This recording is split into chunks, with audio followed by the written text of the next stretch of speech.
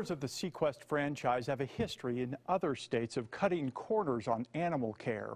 The Fox 31 problem solvers took hidden cameras into their most recently opened store at the Southwest Plaza Mall and unfortunately found more of the same.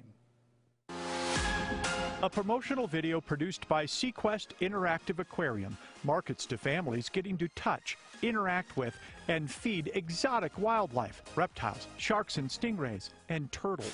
After receiving numerous complaints about the place in a short amount of time, the Fox 31 problem solvers visited the Littleton branch. We wanted to see for ourselves how this operation keeps exotic animals safe while allowing the public direct contact. Some of the exhibits didn't look anything like what we saw in the SeaQuest commercial.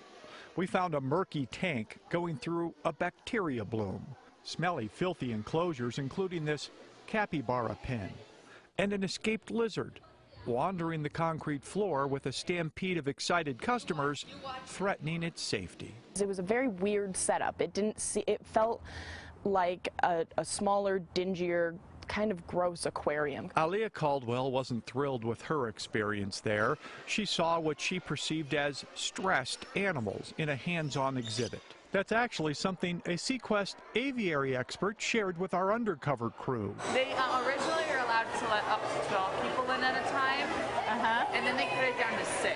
Why did they cut it down?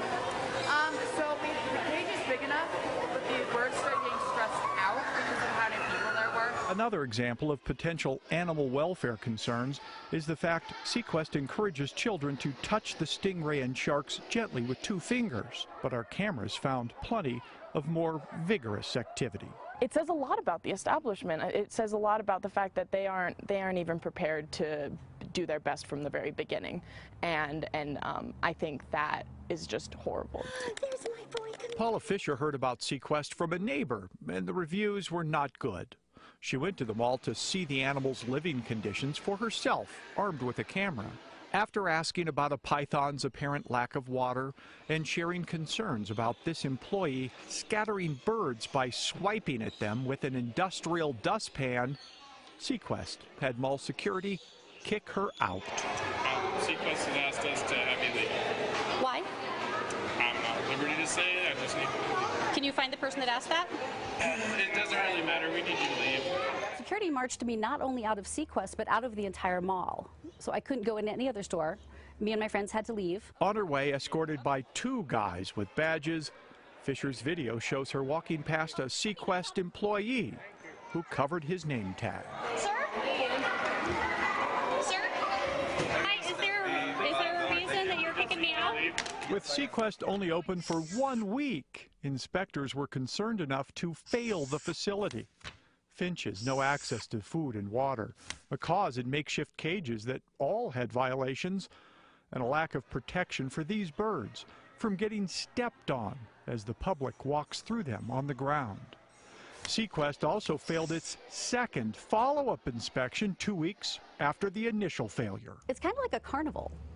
There are people working there and there's people standing there working there, but you can't tell someone's kid, hey, don't pick up that wallaby by the tail. Don't chase that animal.